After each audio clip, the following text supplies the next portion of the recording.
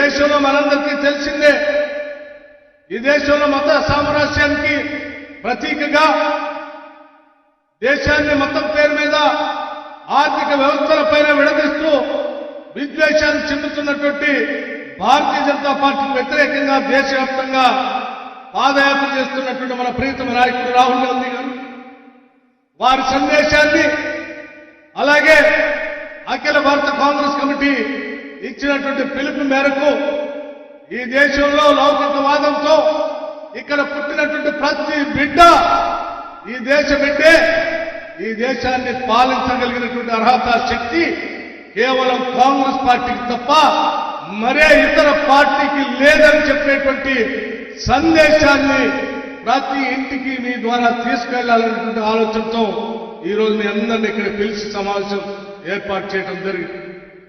మిత్రులారా, పెద్దలందరూ అనేక మంది ఇక్కడ వేదిక మీద ఉన్నారు. మీ అందరికీ తెలిసిందే, కాంగ్రెస్ పార్టీ పక్షాన 6 గ్యారెంటీలు ప్రకటించాం. కాంగ్రెస్ పార్టీ పక్షాన ఇందిరమ్మ రాజ్యాన్ని తీసుకొని వస్తామని చెప్పాం. కాంగ్రెస్ పార్టీ పక్షాన ప్రజాప్రభుత్వాన్ని ఏర్పాటు చేస్తామని చెప్పాం. దాన్ని దృష్టిలో పెట్టుకుని ఈరోజు మీ అందరు ఇచ్చినటువంటి ఆశతో గెలిపించినటువంటి కాంగ్రెస్ పార్టీ ప్రభుత్వం ముఖ్య దీక్షతో ఎటువంటి ఇబ్బందులు అనేక ఎదుర్కొన్నప్పటికి కూడా ప్రజలకు ఇచ్చినటువంటి వాగ్దానాలను నిలబెట్టుకోవటం కోసం 6 గ్యారెంటీల్లో ఇప్పటికే 2 గ్యారెంటీల్ని అమలు చేసినటువంటి విషయం కూడా మీ అందరికీ తెలిసిందే.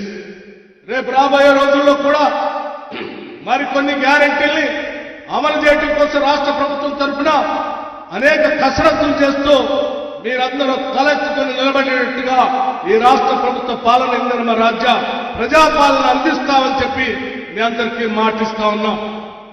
ఇటువంటి కార్యక్రమాలు తీసుకొని ప్రజల కోసం పనిచేస్తున్నటువంటి ప్రభుత్వం పైన ఈనాడు టీఆర్ఎస్ పార్టీకి సంబంధించిన నాయకత్వం అవాకులు చవాకులు పేలుతా ఉన్నాం.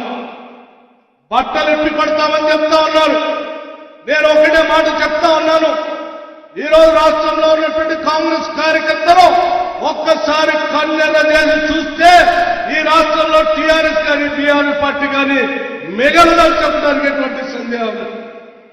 మీరు బట్టలు ఇప్పి ఓడ తీసుకొడతా అంటే చూస్తూ ఊరుకోవడానికి ఇక్కడ కాంగ్రెస్ పార్టీ కార్యకర్తలు కానీ నాయకులు కానీ ఎవరు చేతులు ముడుచుకొని కూర్చోలేదని కూడా చాలా స్పష్టంగా టీఆర్ఎస్ పార్టీ నాయకత్వానికి హెచ్చరిస్తా ఉన్నాం.